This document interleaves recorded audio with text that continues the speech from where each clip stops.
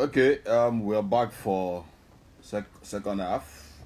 We finished the first and second quarter, and we're back for the second half, trying to really see what it is all about. You know, the guy that we've been seeing on TV playing basketball, the guy we've been reading about playing basketball. What's this thing about him that that pushes him to want to give 100% for Nigeria? What are the things around him that has made him a successful pro basketball player?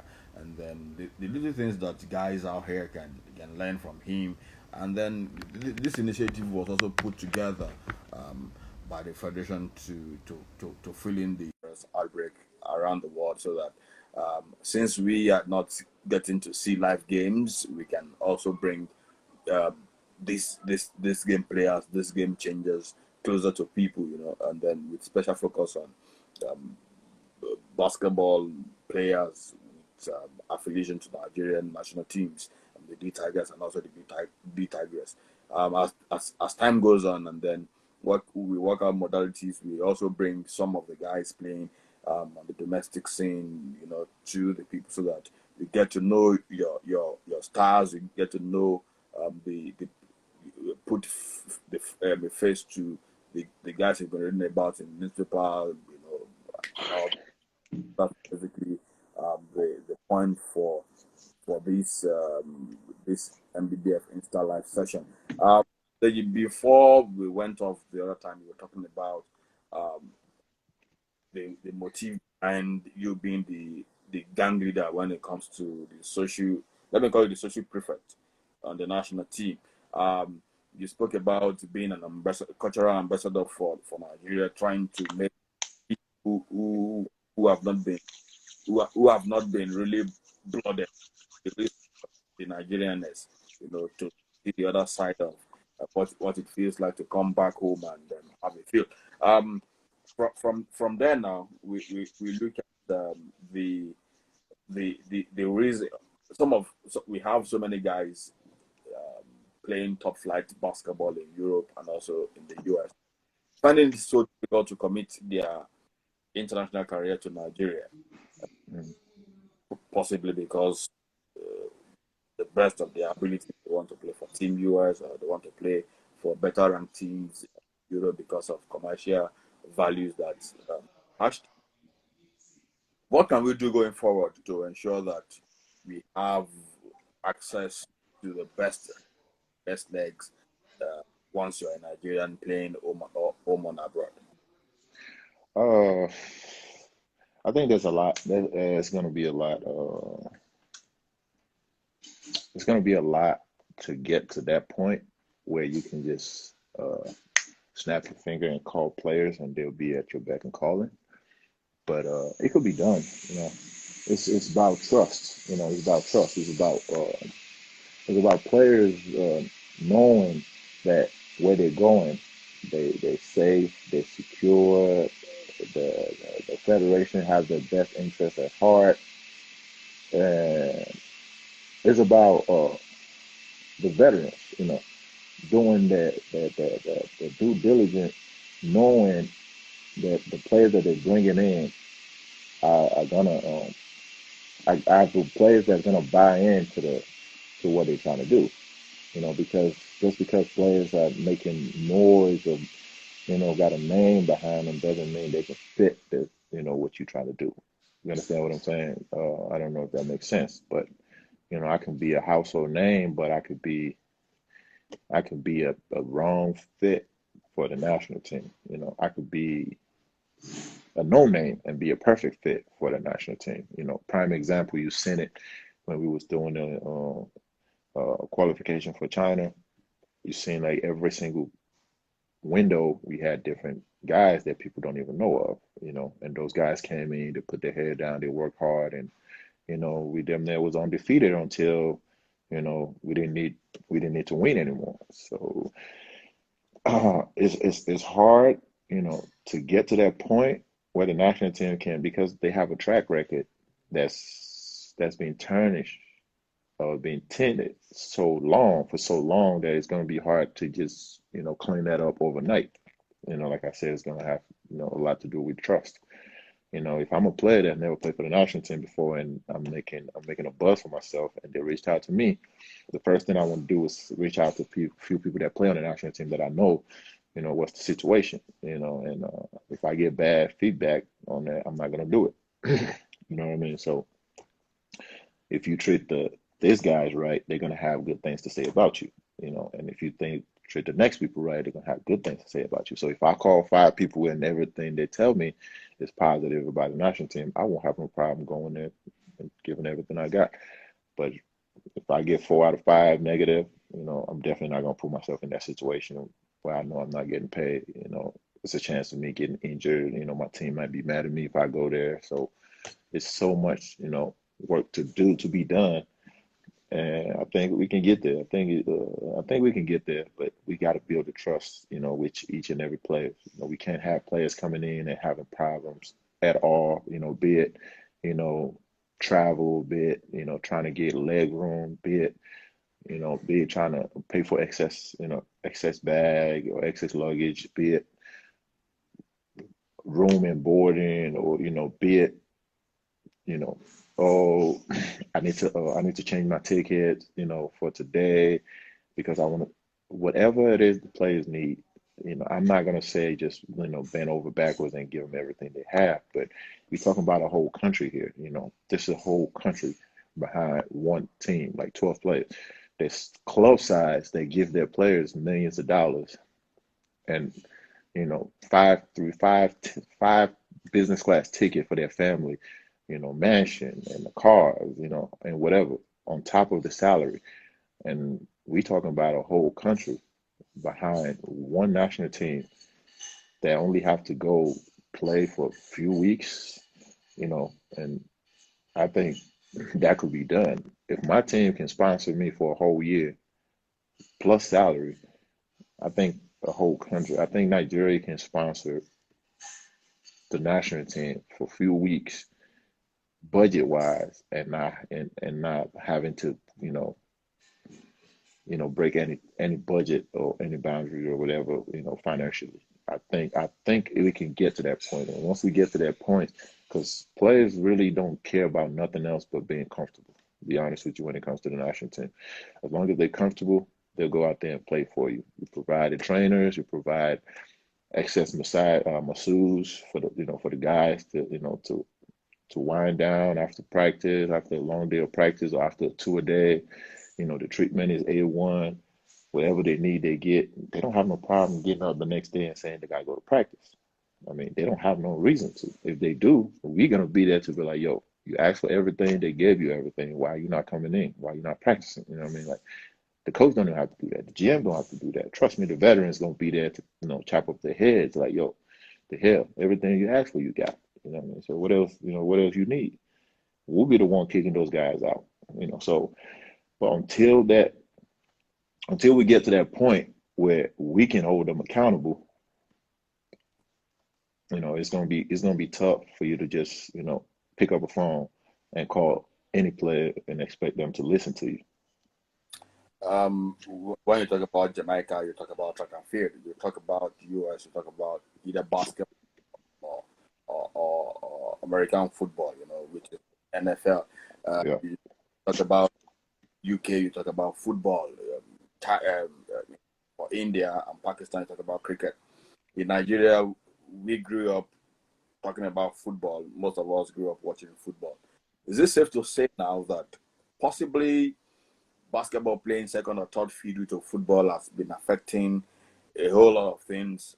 And question number two, when is it right for us to say, okay, Nigeria is now a basketball playing nation? I think it does. I think it does. Absolutely, 100%. I think that's we damn near like a stepchild to soccer, to football, because you can absolutely see it. It's night and day. Like there's plenty of time that we had to be in Nigeria at the same time as the football, competition is going on, and you could see that they have their banners from the airport all through the city, all through the country, and there's projectors everywhere, there's screens everywhere, there's there's the endorsements everywhere, there's commercials everywhere, Pepsi, Coca-Cola, Glow, MTN, about the football, the Super Eagles, and when it comes to the national team, I mean, we get to the airport, besides the organized welcome, traditional drummers that has been set up to welcome us, from there on to the airport, you might not to the hotel, you might not see a sign that says we're getting ready for any kind of tournament. You know what I mean? Like, and if you do see a sign, he'll be so small that you have to, when you try to take a picture or take a video, you have to zoom all the way out to even get a clear picture of it. And it's just, I'm not gonna say it's unfair because soccer's been the leading sport in Nigeria for so long that they deserve everything they got. They do deserve everything they got. But does that mean there's not there's no budget for other sports? There is budgets for other sports, and they should provide budgets for other sports. And any sports that's proven themselves to be worthy of, you know, sponsorship or getting more funds and getting invested in should be invested in, should get whatever they deserve.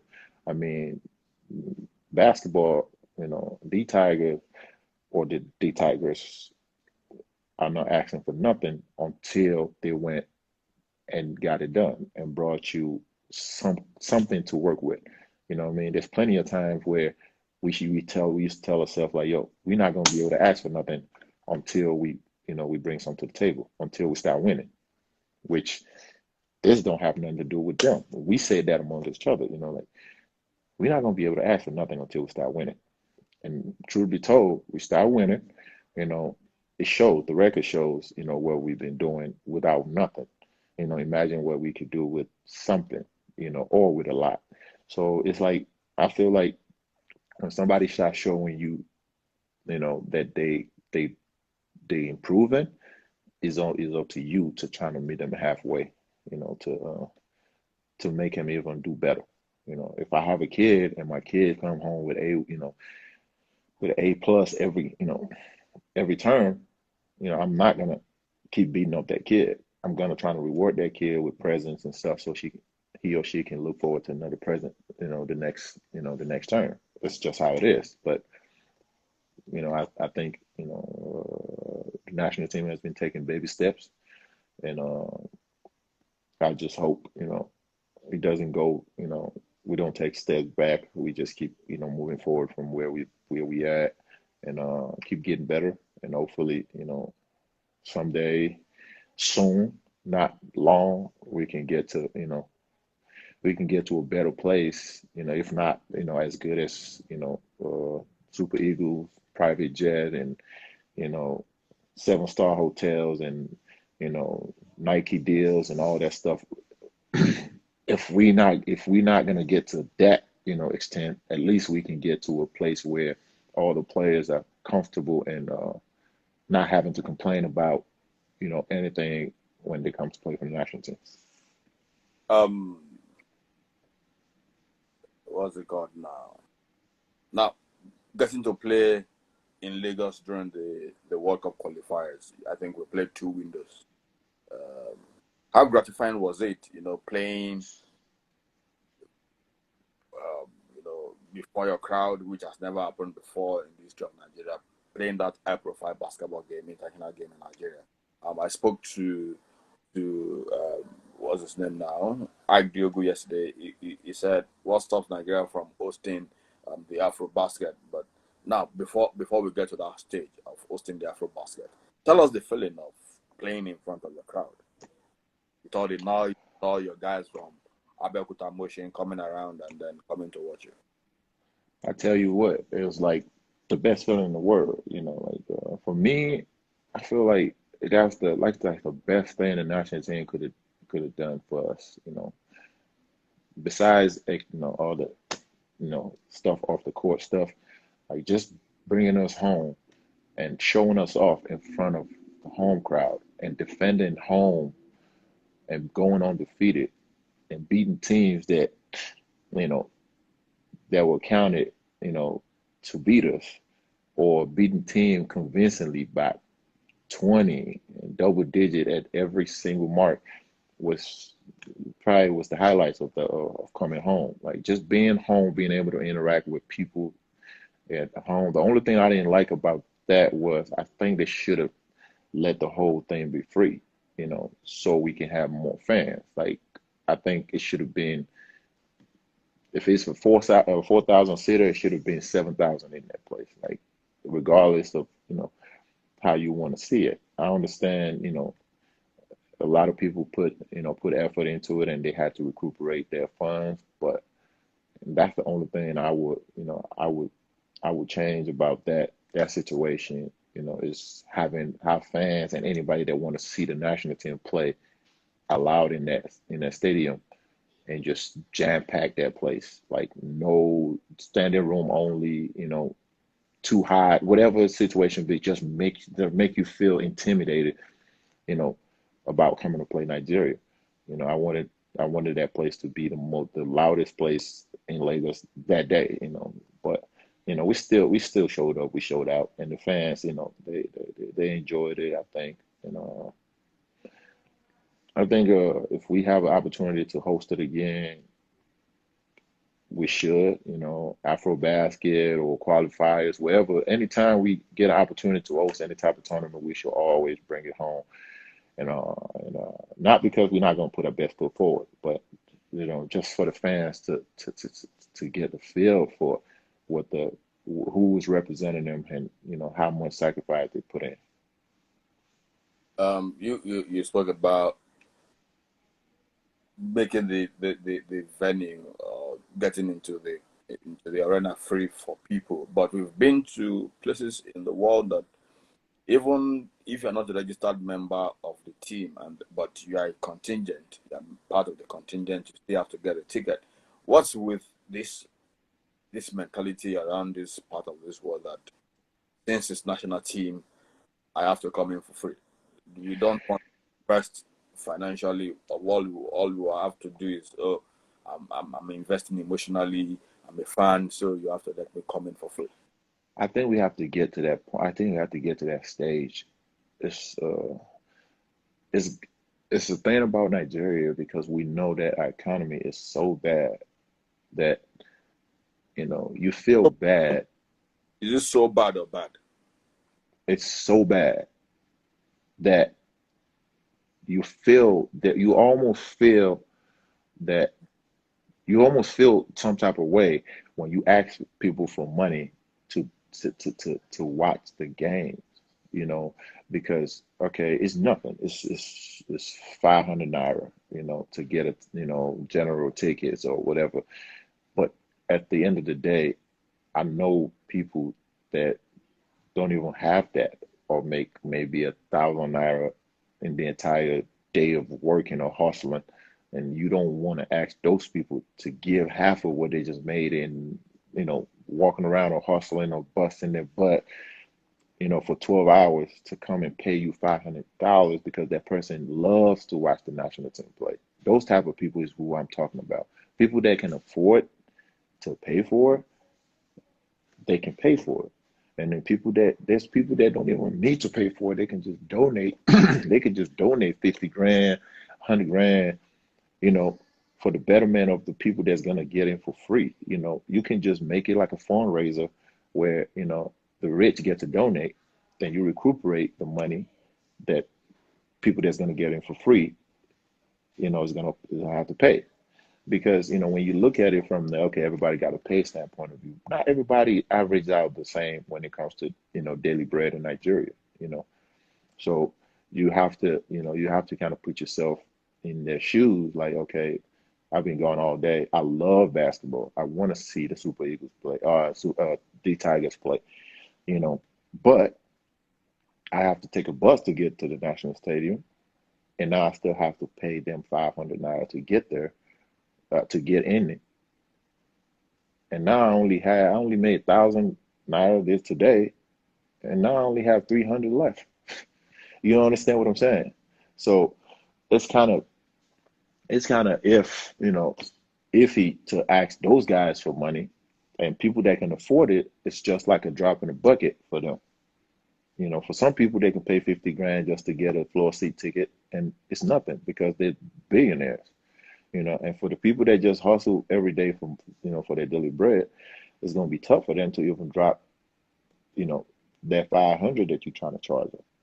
That's what I mean by, you should make it free for everybody, but find another way to try to, recuperate that money by doing a fundraiser. Because there's a lot of celebrities that can be invited to those places and donate, buku money or a lot of money, for the national team to get, or to get that money spent. Okay.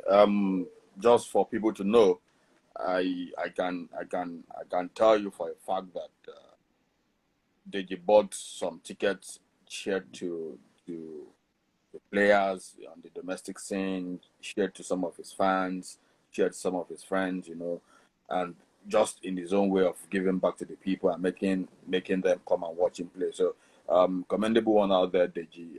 I know that you just were not talking from the theoretical point of view. It was something that you tried out during the qualifiers, and then it paid off for people who had the opportunity of watching you play live. Next question: D Tigers or D Tigers in the last 2, 3, 4, 5 years? Who is the underachiever? Who has been achieving the most? The girls are, the girls are, the girls are.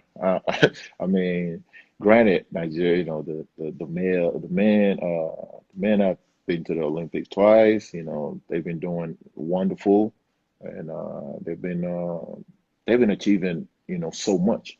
But at the end of the day, the girls are still number one, just like we are number one. But I think they've enjoyed more gold in Africa, than than the boys, and I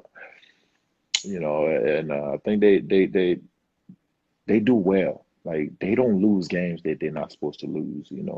We still have that little blockage where we'll have people on the ropes and just finishing them off and knocking them out. We let them slip away, and we end up losing. You know, and I think the girls don't have slippage. They don't have slippage. They get you on the ropes. They just keep pounding and pounding and pounding and finish you off. And those girls are freaking tenacious. There's some people. They go after you and they trying to bite your head off. Uh, so I got to give it to the girls for now. Even though both male and female squad are doing tremendous job and doing great. But at the end of the day, you have to give it up to the girls for what they've been able to do and being able to being able to stand up to the test. And we stand up, where everything that's been thrown to them. They've gone to some tournament where they was counted out, and they beat teams that it's been like, wow, like they did that, like they beat teams like silly. So, yeah, I'm gonna take the girls for now. Um, how much of how much of the team do you know about? How often do you monitor them when they're on national assignment? And probably, do you have any crush amongst the girls? I don't. I love the girls to death. I love all of them. Like, I mean, we stayed up on the group in the in the group chat. We stayed up. We talked to each other. Oh, yo, they playing at 7. So I've gotten up at 5 in the morning. I've gotten up at 7 in the morning just to watch them play. So I can watch it live or whatever. And in the group chat is people that keep up with the schedule and tell you, oh, they playing now, the game started now. Or people that have the link, or people that still driving on the road or not in front of their TV or computer. They'll send a link, like just click on it, go straight to the games.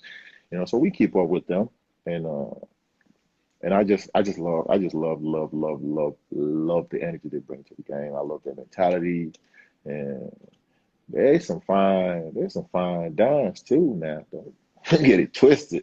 They fine as hell, but you know, more power to those girls, man. Like, yeah, they're it. You're not crushing on any of them. Oh man, They're way bigger. nah, man, I'm just too old, man. Just too old, man. I can't, I can't. You know what I mean? Like in some country that'd be, you know what I'm saying? That's jail. You know what I mean? So I'm just gonna leave that to Well, that. You know? 27, some of them are 28, some of them are 30. Yeah, but I'm 37. You know, Okay. Uh, that's too. I mean, I'm not gonna say too young, but it just feels like if I had a little sister, it'd be that age. You know what I mean? okay.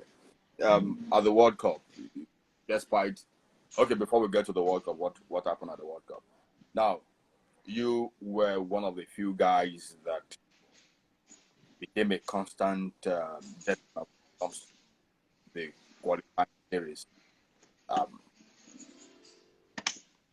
was it because you brought in your A games, or probably the coaches wanted a familiar face in the likes of Deji Akindele and Ike Diogu, just to provide the stability, or it was all because of what you were offering the team on the court? I think it's a little bit of both. I think Musa and Alex done a great job recognizing what the veterans bring to the table. You know, in terms of how young the team, it was gonna be. And the veterans, even though we don't get a lot of playing time, or we might not even, dress up some games, it's still, the stability that we bring to the table behind closed doors, and how relatable, we can be to the young guys, and they can't be at all the places at the same time. Musa can only, tends to the matter that comes to him. Some players might not be comfortable going to him to talk about stuff they dealing with, and same, vice versa with Alex, and that's where they come to us. Some people go to Ike and talk to him about the issues, and some people come to me, and you know, uh, besides that, you know, we not a bad basketball player. Regardless of how many minutes we play, we still very, very productive on our base, how you call it, on our basic local teams that we play for. Like, you know, at our jobs, we're still very productive. We're still a very productive members of our teams. Despite our roles on the national team.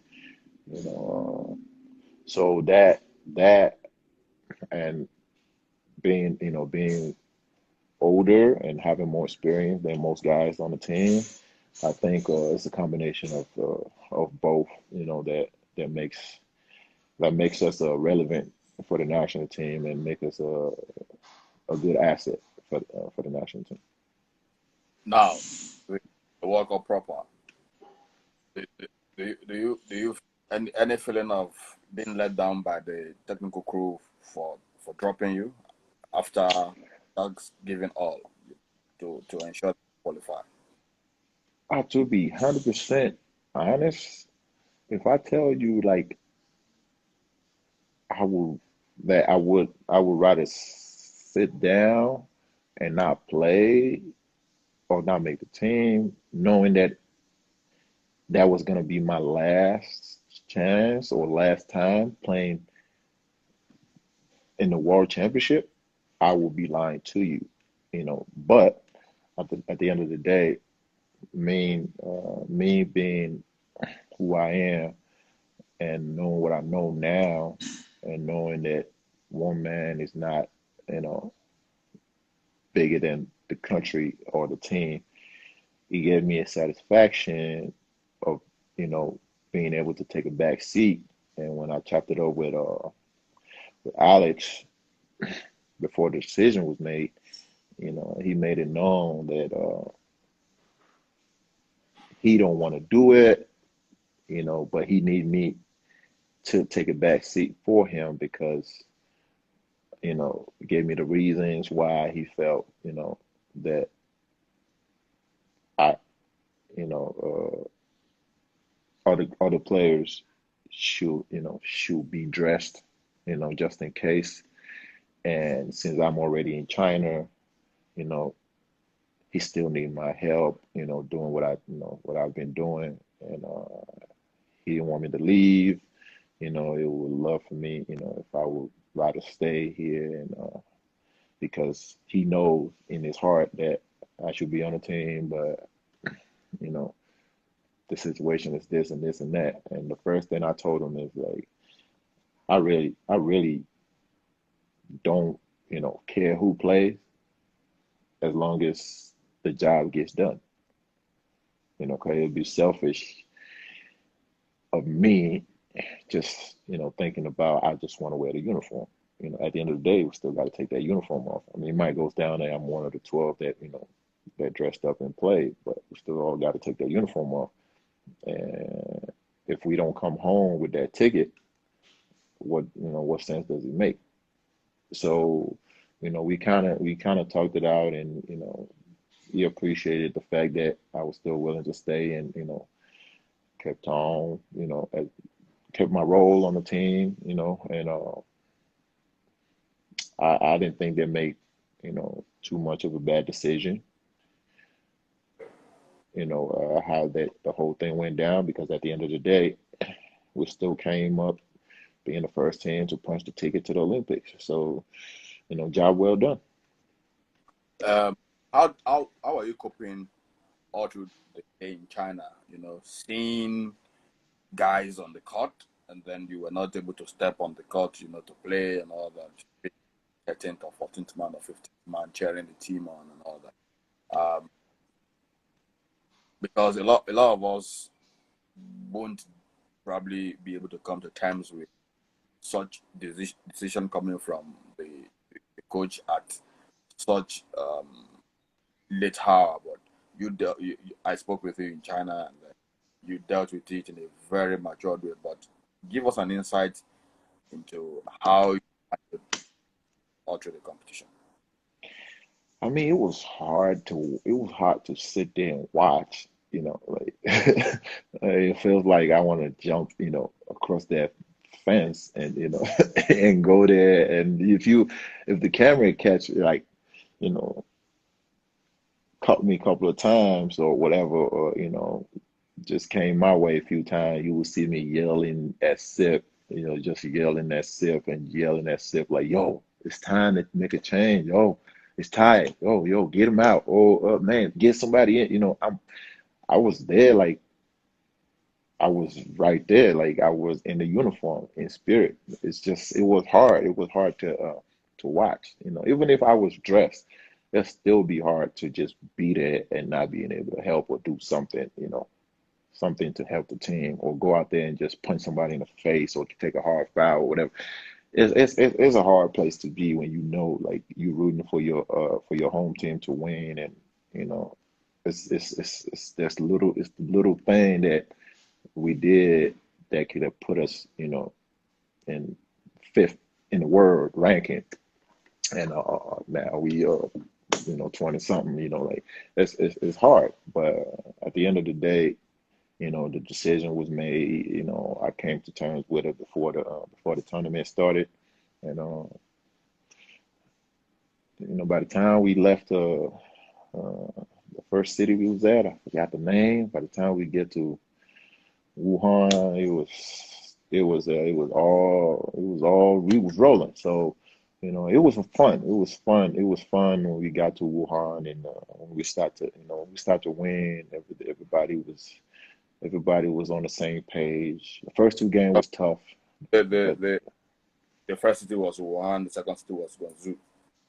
okay, Wuhan and Guangzhou. Yeah. By the time we got to Guangzhou, everything was everything was rolling, and we was all on the same page, and The fun aspect kicked in, and it was more every the atmosphere was more relaxed, and I feel like guys knew where they stand and what they brought to the table, and what their roles were, and it was a lot easier. But the first two games, I found myself going in the locker room a few times, and actually, yelling at a few guys and telling some guys they got to step it up and stop doing this. I yelled at Chimeze a couple of times, like, yo, stop jumping, like, yo, you're too good not to be on the floor, like you can't get in foul trouble when you go sit on the bench, like stop jumping, like you don't have to block a shot, just stay down, let them shoot over you, and we need you on offense and defense, we need you both hands.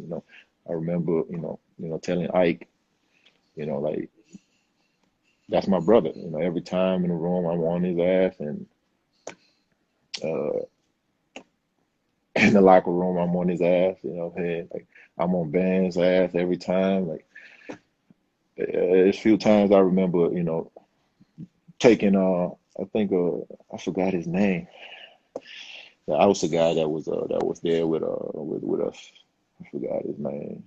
What was his name? I forgot his name. But whatever. I remember yanking his pass and running the locker room a few times, at halftime and going nuts on those guys. But by the time we got to the other city, everybody was all set in stone. Everybody knew their role, and it was a lot of the jitters was gone. The people that are playing for the national team for the first time or being on that big stage for the first time, they got the jitters out, and we were rolling. It was rolling. I think we didn't lose a game in that. We just ran out of time. Because if given more time in that place, we would have made hella noise. But you know, when you go there with a new team and a new squad, and we got to get to know each other, stuff like that will happen if you let it. And I think we let the Russian game slip away, and that's what really messed us up. Okay. Looking at the Russia game, the loss again against Argentina, we could probably take consolation in the fact that Argentina got to the finals of the competition, but we like you said earlier, which and then we allowed it slip away from us. Unlike the girls, when they have you, they start pumping you and then making you pay for your mistakes. Um, with special regard to the game against Russia, where did we miss it? Oh man, I had that game broken down to the T. So now we was up 8 points, 3 minutes and 37 seconds left. I remember vividly, man. And we came down. One of the players, you know, drove. He got bummed. They didn't call a foul. They came down. They post him up on the left side. They hit him with an up and under. He jumped a little bit. He scored. Now they're down six. They came back down. Same player shot a three. Was an air ball. They came down. They worked them again on the right side. Same move. It was a textbook move. They scored again. Now they're down four. Now, mind you, you know, if you let any team cut down the lead in two possessions, they feel if you don't score, they feel like they got a chance. Like if we would have went down and score in those two possessions, mind you, we'd still be up eight. Time will be running out, but time is running out, but they're cutting out the lead. So now they feel like they can actually win. So we went down, we got five, we made one out of two free throws. Now instead of going up six, we going up five. They came down, they hit a three, now they're down two. Now the game is really tense.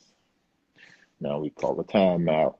We couldn't get, I mean, from my point of view, we couldn't get nothing out of the timeout because when we came out, we really didn't do nothing with it.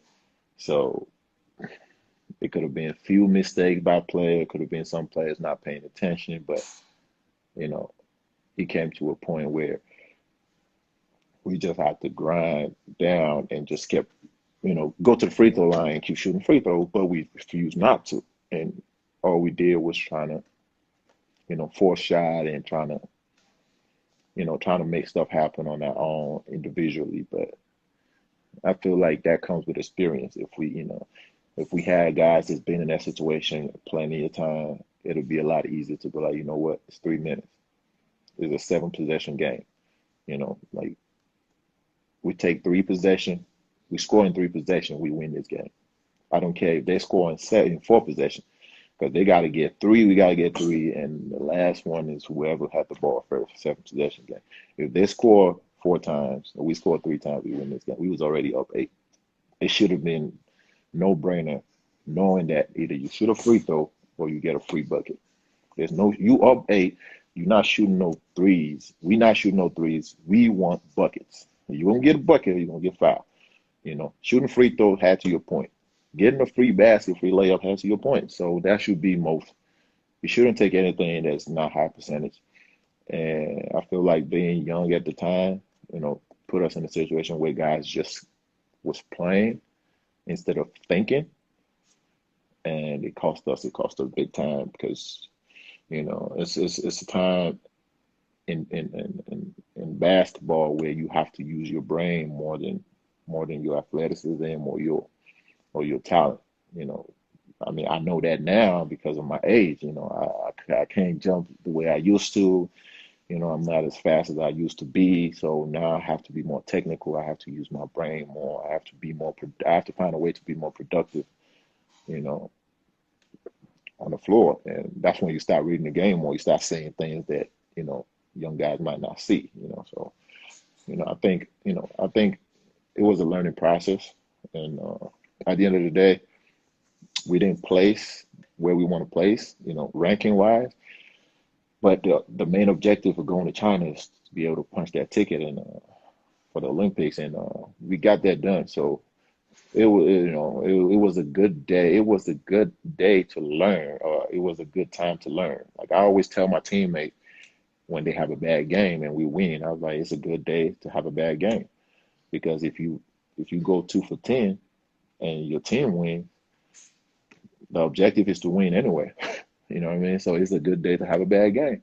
Now, if you have a bad game and you lose, everybody gonna say you're the reason why we lost. So it was a good time to learn, because we got what we wanted out of that, and guys were still able to get a lot of experience. Now, everything is possibly coming to an end for you. The last World Cup, possibly the last Olympics, possibly the last Afrobasket in 2022 in Rwanda. Um, this disappointment of missing the World Cup, how will you channel that energy into making sure that despite more people trying to force their way into the team, despite people trying to commit their national career for Nigeria right now, up to Nigeria right now, you also making a bold statement to be on the party train to Tokyo 2020 Olympics? Um, Left to me, I love it. I love the competition. I want to see people come out, because that means uh, the work that we put in all these years, you know, is now paying off. You know what I mean? Like, if now you getting NBA players to commit, and we ain't getting one, we're not getting two, we getting multiple NBA players to commit to want to wear the uniform, or of the national team. We come a long way, because you know 7 years ago you couldn't get none of them to even pick up your phone, you know, pick up your call, let alone they're gonna agree, or be proud to be a part of the national team. So it was for me. I love where we at. I love the fact that a lot of people are coming out and trying to be a part of what we've built, and it does nothing but make me excited and looking forward to to see how the whole thing is gonna fall in place. You never know We might come out with a dream team. You know what I mean? Like, with me, without me, or whatever, in any capacity I can help, I'm all for it, but I'd rather have this problem than not have a problem at all. You know what I mean? Like, this is a good problem to have. Having too much players to choose from, too much excellent players, or too much good players or great players to choose from, is a good problem to have. So, yeah, I say I welcome that, and I'm looking forward to see all those guys that are committed and that are going to show up, for the for the for the spots, for the 12 spots, to go to Tokyo, and make the best player, win, and get the get them uniforms. You know what I mean?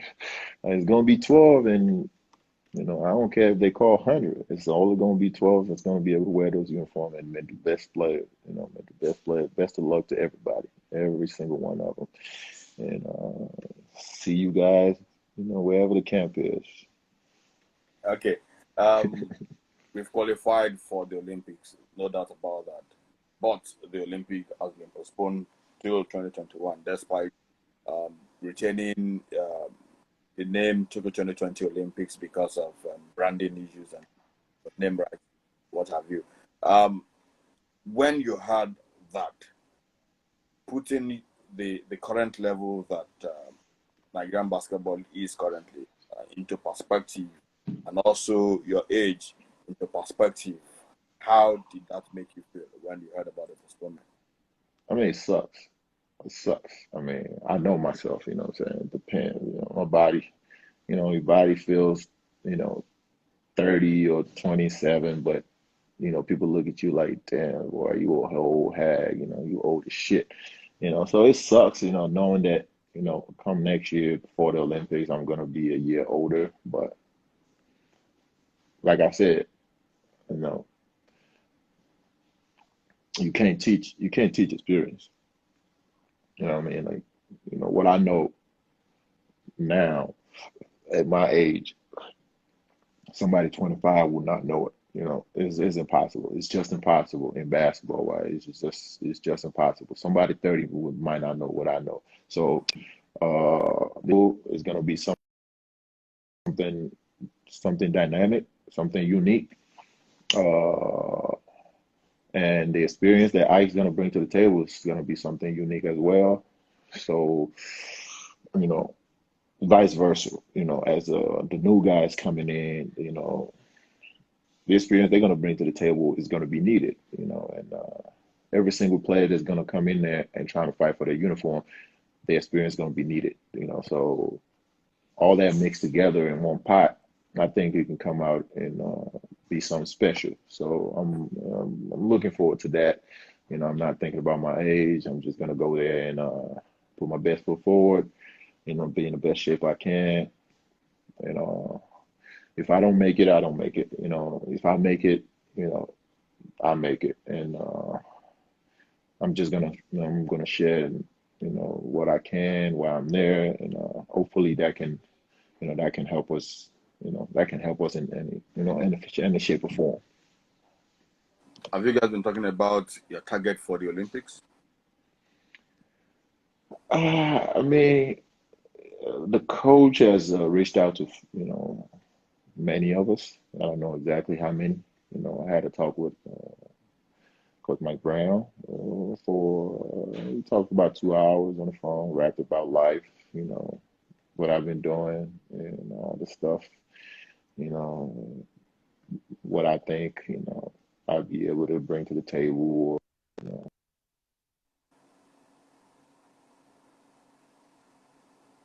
you know, how I think I can help, or whatever. And, it's the same thing. They ready, they prepared, they have everything under control on their side. But it's unfortunate that we can't even do anything this year, which, from what he told me and broke down to me, I mean, I think we're in great shape. I think for preparation wise, we're in great shape. You know, I don't know about the financial aspect from the government, but preparation wise, from what they got going on and what they plan for the team, I think we're in great shape. So if we got a whole year to get more recruiting in and find more players, or do their due diligence on every single player and see what they're good at and what they're not good at, what they can help with or what they can't help with, or who's gonna be able to help the most. That's even better. That's even better. Might not be good in terms of the older guys, but for the coach to have enough, another whole year under their belt to do the recruiting and the evaluation of players, I think that'll help. I think that'll help, and it's gonna be good It's gonna be an advantage for us because all the other national teams gonna get older. I mean, Luis Scola is gonna be older. It's gonna be 44 now, so that's good. So we meet Argentina, we can minus Luis Scola. He might be in crutches back then. It's just a joke. That man still got game, bro. Still got game. Yeah. You Now that you've mentioned Mike Brown, calling you and talking to you as one of the longest serving member of the national team, um, it's time for me now to put this one out. When you heard about the appointment of Mike Brown, um, what was your reaction? I didn't. This this this this I gotta tread lightly on this one, because it's a hard place to go. I mean, I didn't think too much of it, to be honest, because it was kind of in the air, the entire, before we left China, it was kind of in the air, like, you know, we might have coaching change or whatever, because as a player, you hear stuff, you know what I mean? Well, until it's a done deal, you don't know what's going on. But at the end of the day, I feel like it's always been a MO of Nigerian national team or the Tiger to always have different coaches. They're always looking to improve, different players. They always have been that. I've played for, say, like 5 different coaches, since I've been on the national team. So yeah, I it wasn't a surprise that that they're making a change again. But I feel like the coach, Alex, that was there before, has done a hell of a job. He should be proud of. He should be proud of himself and walk with his head, high. Knowing that he did everything, and put the team in the best position going forward. And that's all you can ask for, regardless of, the outcome of, of the decision of the, of the president or the federation or whatever. You just know that, when you were there, you gave it everything you got, and you know, it wasn't in your hands. You did everything you could.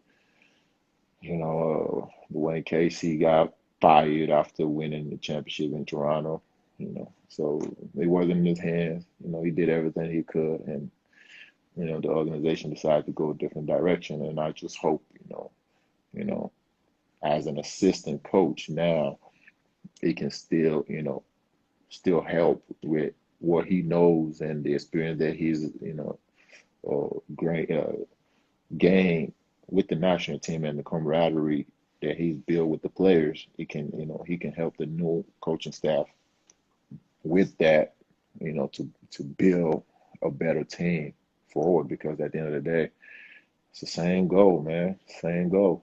Gotta win, gotta win, gotta win. Gotta put us where people don't think we can go. We gotta put us on the map so high. We gotta be on the Mount Rushmore of the world, not even Africa. Mm, with new kids now coming on the block, at the last World Cup we had Josh Okogie, we had the likes of Chimeze Metu, um, um, Jordan Nora, all of them coming together under the age of 25, with top talent, future brighter future ahead of them. What does the Hmm. future hold for the Tigers team? Where do you see us in the next 5 years? And who are the players you think will be dominating at that particular point in time? Can you say that again? Somebody is saying why do we use accent or something like that? I don't know. I was reading something. Can you say that again? Repeat that again. The issue is this. Um, we have the likes of Jordan Ora, we have the likes of Chimeze Metu, and then Josh Okogie coming to play at the World Cup for Hmm. Nigeria. And a lot of guys also they started showing interest and indicating that they want to come play for us. Now, give us your honest opinion about where you see this team in the next 5 years. Where I see Nigerian national team in the next 5 years. Oh, I I will say being top top 10 in the world and having players that are committing to the national team years in advance. Like it's gonna be a line, it's gonna be like a wedding line, for you to be able to play for the national team. I think that's where we headed because then again, Who is that? Who is that? Who oh, is that? that's my nephew and that's my brother-in-law.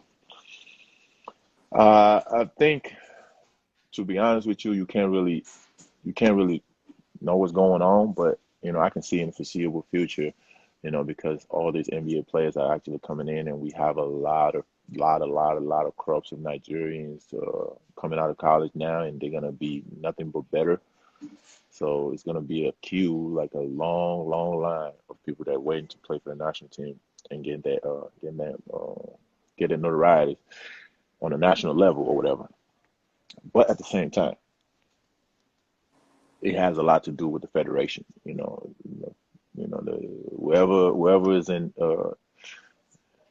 office at the time and their vision for the national team. You know what I mean? I mean, you've been there, so you know exactly how it is.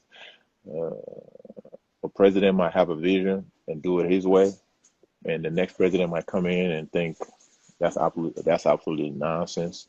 We're not spending them. We're not doing this. We're not doing that.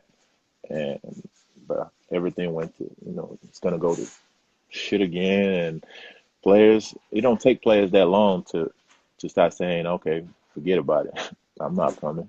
If that's how you want to play, we're not coming. And people are gonna start asking questions what's going on with the national team. But it's way beyond having players and you know, having Nigerian last name. It's more about how the people at the top handle things sometimes too. So yeah, 5 years from now, I do see Nigeria being top 10 and having tons of you know player in the player pool to pull from, going to any going to any tournament or any competition, and more Olympics and more world championships to come. But at the end of the day, it starts at the top. Start at the top. Okay. I never knew we could talk for this long because I know that you are a person who don't like publicity like that. You don't like to be out there. You just want to go on the court and do your thing. We've spent another 1 hour, so we're going to reconnect, All right. and then when we come back, we'll wrap it up. Okay.